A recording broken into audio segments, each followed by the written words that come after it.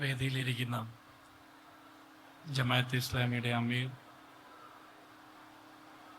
വേദിയിലിരിക്കുന്ന വിശിഷ്ട വ്യക്തിത്വങ്ങൾ, പ്രിയപ്പെട്ടവരെ, ആനുകാലിക ഇന്ത്യയിൽ മതേതര ബോധം അസ്തമിക്കാത്തത് കൊണ്ട് മാത്രം ഈ സമരവേദിയിൽ വന്നിരിക്കുന്ന മുഴുവൻ ആളുകൾക്കും എൻ്റെ പ്രസ്ഥാനത്തിന് വേണ്ടി ഞാൻ അഭിവാദ്യം നേരുകയാണ്.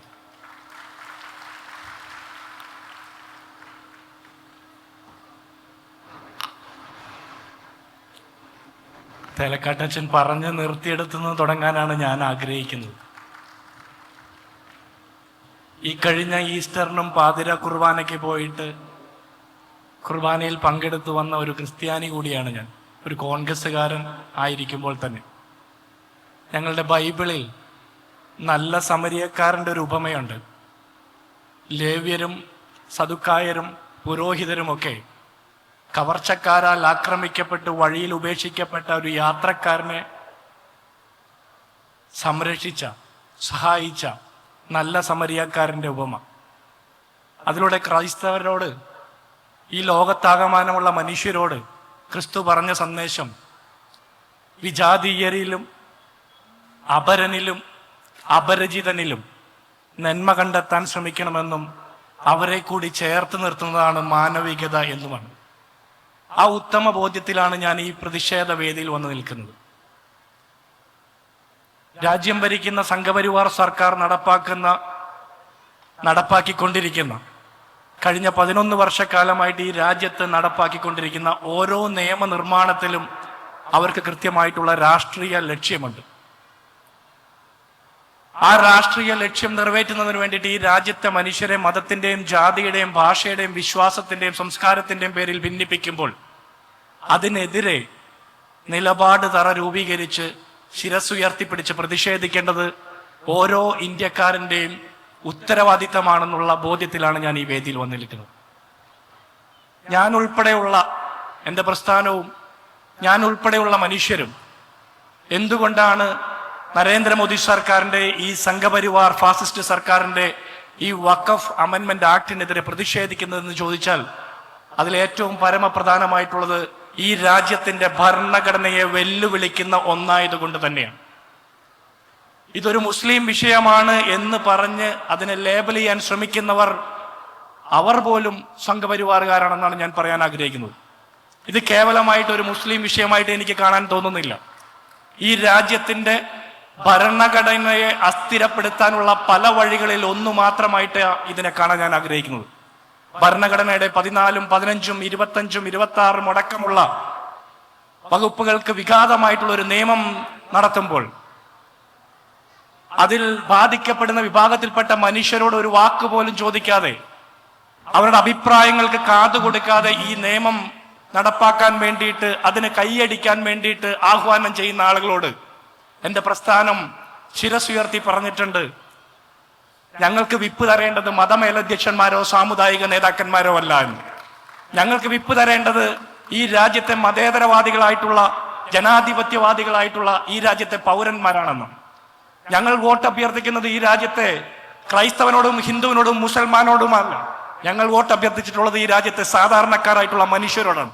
ആ ഉത്തമ ബോധ്യത്തിലാണ് എൻ്റെ കൂടി സഹപ്രവർത്തകനായിട്ടുള്ള, ഞങ്ങൾക്കൊക്കെ അഭിമാന പരസ്പരം, ഞങ്ങൾക്കൊക്കെ ഇന്നും പറയാൻ പറ്റുന്ന ഹൈബി ഈഡനെ പോലുള്ള ആളുകൾ ഈ എറണാകുളം നഗരത്തിൽ നിന്ന് പോയി ഇന്ത്യൻ പാർലമെന്റിൽ വഖഫ് അമെൻമെന്റ് ബില്ലിനെതിരെ സംസാരിച്ചത്. അവർക്ക് സംസാരിക്കാൻ, അവർക്ക് ഇത്തരം ബില്ലുകൾ കൊണ്ടുവരാൻ ഒരു പേര് വേണമായിരുന്നു. അവർക്ക് ഇത്തരം ബില്ല് കൊണ്ടുവരാൻ വേണ്ടിയിട്ട് അവര് സ്ഥാപിച്ചെടുത്ത ഒരു പേരിന്റെ പേരാണ് മുനമ്പം. കേവലം 610 കുടുംബങ്ങളുടെ ആശങ്കയോടൊപ്പം നമ്മൾ നിൽക്കുമ്പോൾ തന്നെ ഇന്ത്യൻ പാർലമെന്റിൽ ഈ നിയമനിർമ്മാണത്തിന് വേണ്ടിയിട്ട് അവർ വാദിച്ചവർ മുഴുവൻ പറഞ്ഞതെന്താ? മുനമ്പം എന്നുള്ളൊരു ഒറ്റ വാക്ക് മാത്രമാണ്. ഈ രാജ്യത്ത് മറ്റൊരു പ്രദേശത്തെയും മറ്റൊരു വിഭാഗത്തെയും ബാധിക്കാത്ത ഒരു വിഷയത്തെ കേവലമായിട്ടുള്ള സങ്കുചിത സംഘപരിവാർ താല്പര്യങ്ങൾക്ക് വേണ്ടിയിട്ട് അവർ കുഴിച്ച കുഴിയിൽ ചെന്ന് ചാടിയ എൻ്റെ വിഭാഗത്തിൽപ്പെട്ട ആളുകൾ, എൻ്റെ മതവിശ്വാസത്തിൽപ്പെട്ട ആളുകളോട് ഓർത്ത് എനിക്ക് സങ്കടം മാത്രമാണുള്ളത്. അല്പ ദിവസങ്ങൾക്ക് മുമ്പ് ഞങ്ങളെയൊക്കെ വിട്ടുപോയ, നമ്മളെയൊക്കെ വിട്ടുപോയ ലോകത്തിന്റെ പ്രകാശമായിട്ടുള്ള ഫ്രാൻസിസ് മാർപ്പാപ്പ പോലും പറഞ്ഞത്, ലോകത്തെ മുഴുവൻ പീഡിപ്പിക്കപ്പെടുന്ന മനുഷ്യരും, പാർശ്വവൽക്കരിക്കപ്പെട്ടവരും പാർശ്വവൽക്കരിക്കപ്പെട്ടവരിൽ ഏറ്റവും പാർശ്വവൽക്കരിക്കപ്പെട്ട മനുഷ്യരെയും ചേർത്ത് നിർത്തുമ്പോഴാണ് ഒരു യഥാർത്ഥ ക്രൈസ്തവൻ ഭൂമിയിൽ ജനിക്കുക എന്നാണ്. അപ്പൊ ഞാൻ വിചാരിക്കുന്നു, ഞങ്ങളെപ്പോലുള്ള ആളുകളൊക്കെ വലിയ പ്രതിസന്ധികൾക്കിടയിലും പലതരത്തിലുള്ള സങ്കുചിത മനസ്സ് വഹിക്കുന്ന ആളുകളുടെ അവർ സൃഷ്ടിക്കുന്ന സങ്കുചിതമായിട്ടുള്ള പല പ്രതിസന്ധികളെയും തരണം ചെയ്തുകൊണ്ട് ഇങ്ങനെ ഒരു വേദിയിൽ സംസാരിക്കണമെങ്കിൽ ഞങ്ങളെ സംബന്ധിച്ചിടത്തോളം ഞങ്ങളുടെ ബൈബിൾ ഈ രാജ്യത്തിന്റെ ഭരണഘടനയാണെന്നുള്ള ബോധ്യം കൊണ്ടാണ്. ഈ ബില്ല് അവതരിപ്പിച്ചപ്പോൾ ഈ നാട്ടിലെ BJP-ക്കാർ മുഴുവൻ പറഞ്ഞത് ഈ രാജ്യത്തെ മുസ്ലിം വിഭാഗത്തിലെ വനിതകളെ സംരക്ഷിക്കാൻ വേണ്ടിയിട്ടാണ് ഈ നിയമം കൊണ്ടുവന്നതെന്നാണ്. എനിക്ക് അവരോട് ചോദിക്കാനുള്ളത്, ബിൽക്കിസ് ബാനുവിന് നീതി കൊടുക്കാത്ത, കൗസർ ബാനുവിന് നീതി കൊടുക്കാത്ത, കാശ്മീരിലെ ആസിഫയ്ക്ക് നീതി കൊടുക്കാത്ത, ഉന്നാവോയിലും ഹത്രാസിലും പീഡിപ്പിക്കപ്പെട്ട് ആക്രമിക്കപ്പെട്ട് കൊല ചെയ്യപ്പെട്ട അതുപോലുള്ള നൂറുകണക്കിന് പെൺകുട്ടികൾക്ക് നീതി കൊടുക്കാത്ത സംഘപരിവാർ സർക്കാർ മണിപ്പൂരിന്റെ തെരുവിൽ കാർഗിൽ യുദ്ധവീരന്റെ ഭാര്യയെപ്പോലും പൂർണ്ണ നഗ്നയായിട്ട് തെരുവ് നടത്തിയപ്പോൾ അവർക്കെതിരെ ഒന്ന് പ്രതിഷേധ വാചകം പോലും പറയാതെ അത്തരത്തിൽ ആയിരക്കണക്കിന് പതിനായിരക്കണക്കിന് പലായനം ചെയ്യപ്പെട്ട സ്ത്രീകൾക്ക് നീതി ഉറപ്പാക്കാൻ പറ്റാത്ത ഒരു സർക്കാർ എന്തിന് കെട്ടിയ ഭാര്യയെ പാതിരാത്രിക്ക് നട്ടപ്പാതിരയ്ക്ക് ഉപേക്ഷിച്ചു പോയ ഒരാൾ രാജ്യം ഭരിക്കുമ്പോൾ പെൺകുട്ടികൾക്ക്, സ്ത്രീകൾക്ക് നീതി കൊടുക്കാൻ വേണ്ടിയിട്ടാണ് ഈ രാജ്യത്ത് ഇത്തരത്തിലുള്ള ധ്രുവീകരണ നിയമം കൊണ്ടുവരുന്നെന്ന് പറഞ്ഞാൽ അത് വിശ്വസിക്കാൻ ഞാൻ ഒരുക്കമല്ല, എന്റെ പ്രസ്ഥാനവും ഒരുക്കമല്ല. അടുത്തത് മുസ്ലിം വിഭാഗത്തിൽപ്പെട്ട ആളുകളുടെ ഉന്നമനത്തിന്, സാമൂഹ്യ സുരക്ഷയ്ക്ക് വേണ്ടിയിട്ടാണ് ഈ നിയമം കൊണ്ടുവന്നതെന്ന് പറയുന്നു. നമ്മൾക്ക് സാമൂഹ്യ സുരക്ഷ ഉറപ്പാക്കാൻ വേണ്ടിയിട്ടാണെങ്കിൽ നമ്മൾ കഴിക്കുന്ന ഭക്ഷണത്തിന്റെയും ധരിക്കുന്ന വസ്ത്രത്തിന്റെയും വിളിക്കുന്ന ദൈവത്തിന്റെയും പേരിൽ നമ്മളെ നിരന്തരം വേട്ടയാടുന്നവർക്കെതിരെ ഒരിക്കൽ പോലും ഒന്ന് വാക്കുയർത്താൻ ശേഷിയില്ലാത്ത ആളുകൾ, അങ്ങനെ നമ്മളെ സുഖിപ്പിക്കണ്ട എന്ന് മാത്രമാണ് എനിക്ക് പറയാനുള്ളത്. പ്രിയപ്പെട്ടവരെ,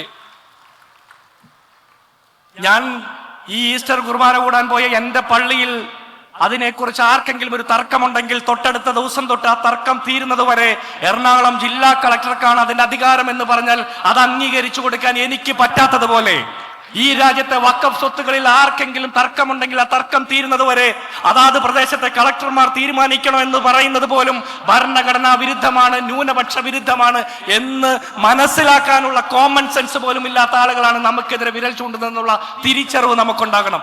ഇവിടെ കൂടിയിരിക്കുന്ന ആയിരക്കണക്കിന് മനുഷ്യരോടല്ല ഞാൻ സംസാരിക്കുന്നത്.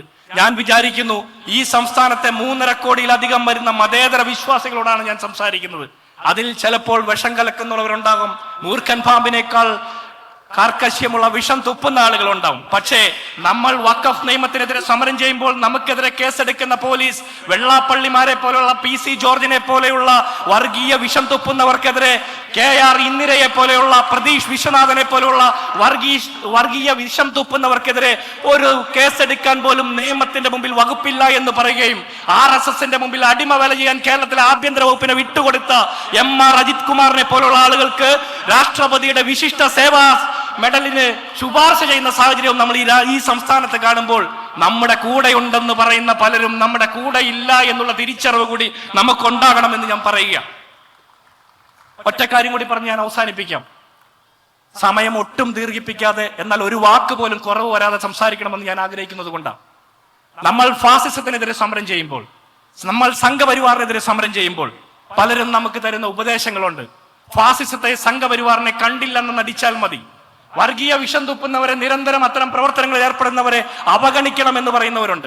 പക്ഷെ ഞാൻ വിശ്വസിക്കുന്നു, സംഘപരിവാറിനെ നിങ്ങൾ ചെറുക്കാൻ ആഗ്രഹിക്കുന്നുണ്ടെങ്കിൽ അവർക്കെതിരെ നിലപാട് തറതീർത്ത് നിരന്തരം അവരോട് സന്ധി ചെയ്യാത്ത പോരാട്ടം നടത്തുന്നവരിലൂടെ മാത്രമാണ് സംഘപരിവാറിനെ പരാജയപ്പെടുത്താൻ നമുക്ക് സാധിക്കുള്ളൂ.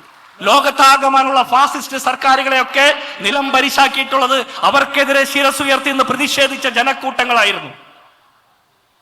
ശബ്ദിക്കാതിരിക്കണം എന്ന് പറയുന്നത് ഒരു തരത്തിൽ സംഘപരിവാറിനോടുള്ള സന്ധി ചെയ്യൽ കൂടിയാണ്. അല്പം മുമ്പ് ഇവിടെ മഴ പെയ്തപ്പോൾ പുറത്തു നിന്ന കുറേ അധികം മനുഷ്യർ ഇതിന്റെ അകത്തോട്ട് കയറി നിന്നു. അതിനു മുമ്പ് ഇതിനകത്ത് സ്ഥലമുള്ളതായിട്ട് നമുക്ക് തോന്നിയില്ല. ഒരു പ്രതിസന്ധി വന്നപ്പോൾ ഇതിനകത്തേക്ക് നൂറുകണക്കിന് ആളുകൾക്ക് ഇടം കൊടുക്കാൻ നമുക്ക് സാധിച്ചിട്ടുണ്ടെങ്കിൽ, ഈ രാജ്യത്തെ മതന്യൂനപക്ഷ മനുഷ്യർക്ക് ഒരു വലിയ പ്രതിസന്ധി നേരിടുമ്പോൾ, ഈ രാജ്യത്തെ ക്രൈസ്തവരും, ഈ രാജ്യത്തെ മുസ്ലിംമാരും, ഈ രാജ്യത്തെ ബുദ്ധമത വിശ്വാസികളും, സകല പാർശ്വവൽക്കരിക്കപ്പെട്ടവരും, ആദിവാസികളും, ദളിതരും, സ്ത്രീകളും അടക്കമുള്ള ആളുകൾ ഒന്നിച്ചു നിന്നാൽ ചെറുത്ത് തോൽപ്പിക്കാൻ പറ്റുന്ന അത്ര ശേഷി മാത്രമേ ഈ പറഞ്ഞ 56 ഇഞ്ച് നെഞ്ചുകാരുടെ സംഘപരിവാർ സർക്കാരിനുള്ളൂ എന്നുള്ള തിരിച്ചറിവ് കൂടി നമുക്കുണ്ടാകണം. ഇന്ന് എൻ്റെ രാജ്യത്ത്, ഇന്ന് നമ്മുടെ രാജ്യത്ത്, നമ്മുടെ സംസ്ഥാനത്ത് പോലും ഒരാൾ മതേതരവാദിയായിരിക്കുക എന്നുള്ളതാണ് ഏറ്റവും വലിയ വെല്ലുവിളി. ബീങ് എ സെക്യുലർ ആണ് ഏറ്റവും വലിയ വെല്ലുവിളി. ഞാൻ ഒരു അഭിപ്രായം പറയുമ്പോൾ എന്റെ മതം ഏതാണെന്ന് ചകയുന്നത്ര സങ്കുചിത മനസാക്ഷിയിലേക്ക് കേരളത്തിലെ പൊതുസമൂഹം പോലും മാറപ്പെട്ട ഒരു കാലത്ത്, അത്തരത്തിൽ നമ്മളെയൊക്കെ നിർണയിക്കുന്ന ഒരു കാലത്താണ് ഞാൻ ഇത് പറയുന്നത്. ഒരു മുസൽമാൻ ഈ രാജ്യത്തെ പ്രധാനമന്ത്രിക്കെതിരെ അഭിപ്രായം പറഞ്ഞാൽ അവൻ മുസൽമാനായതുകൊണ്ട് മാത്രമാണ് സംഘപരിവാറിന് നേതൃത്വം കൊടുക്കുന്ന പ്രധാനമന്ത്രിക്കെതിരെ അഭിപ്രായം പറയുന്നത് പറയും. ഒരു ക്രൈസ്തവൻ അത്തരത്തിൽ അഭിപ്രായം പറഞ്ഞാൽ അവൻ ക്രൈസ്തവനായിട്ട് മാത്രം ചിത്രീകരിക്കപ്പെടും. പക്ഷെ നമ്മളാരും ഈ രാജ്യത്തിന്റെ പൗരന്മാരാണെന്നും നമ്മുടെ നികുതി പണം കൊണ്ടാണ് ഇവരൊക്കെ സർവ്വസന്നാഹങ്ങളോടും കൂടി വിരാജിക്കുന്നെന്നുള്ള തിരിച്ചറിവ് ഇവർക്കില്ലാതെ പോകുമ്പോൾ നമ്മൾ നിരന്തരം സമരങ്ങളുമായിട്ട് തെരുവ് നിറയണം എന്ന് മാത്രം പറഞ്ഞുകൊണ്ട് ഞാൻ എന്റെ വാക്കുകൾ അവസാനിക്കുന്നു. പ്രിയപ്പെട്ടവരെ, വഖഫ് നിയമ ഭേദഗതിക്കെതിരെ, സംഘപരിവാർ കൊണ്ടുവന്ന വഖഫ് നിയമ ഭേദഗതിക്കെതിരെ സംസാരിച്ചതാരാ? ഇന്ത്യൻ പാർലമെന്റിൽ സംസാരിച്ച ആളുകളുടെ പേരാ ഇന്ത്യ മുന്നണിയിലെ വിവിധ രാഷ്ട്രീയ കക്ഷികളിൽപ്പെട്ട, വിവിധ മതവിശ്വാസത്തിൽപ്പെട്ട, വിവിധ ന്യൂനപക്ഷ വിഭാഗങ്ങളെ അഡ്രസ് ചെയ്യുന്നവരായിട്ടുള്ള ഇന്ത്യ എന്നുള്ള സ്വത്വം തന്നെയാണ് ഇന്ത്യൻ പാർലമെന്റിൽ വഖഫ് ഭേദഗതി നിയമത്തിനെതിരെ സംസാരിച്ചതെന്നുള്ള തിരിച്ചറിവിൽ, ആ ഒരൊറ്റ തിരിച്ചറിവിൽ, ആ പ്രതീക്ഷയിൽ വേണം ഈ സമരം അവസാനിപ്പിച്ച് നമ്മൾ കടന്നു പോകാൻ. നമ്മുടെ അമീർ പറഞ്ഞതുപോലെ ഇതൊരു അവസാനത്തെ സമരമോ ആദ്യത്തെ സമരവുമല്ല. ഇനിയും ഒരുപാട് സമരങ്ങൾ നമുക്ക് നയിക്കേണ്ടതുണ്ട്. ഈ സംഘപരിവാർ സർക്കാരിന്റെ കുഴലൂത്തുകാരെ ഇന്ത്യൻ പാർലമെന്റിന്റെ പടിക്കെട്ടിൽ നിന്ന് പുറത്തേക്ക് വിടുന്നത് വരെ നിരന്തര സമരങ്ങളുമായിട്ട് നമ്മൾ ഈ സമൂഹത്തിൽ നിറഞ്ഞു നിൽക്കണമെന്ന് മാത്രം പറഞ്ഞുകൊണ്ട് നിങ്ങൾക്ക് എന്റെ അഭിവാദ്യങ്ങൾ നേരുന്നു. ജയ് ഹിന്ദ്.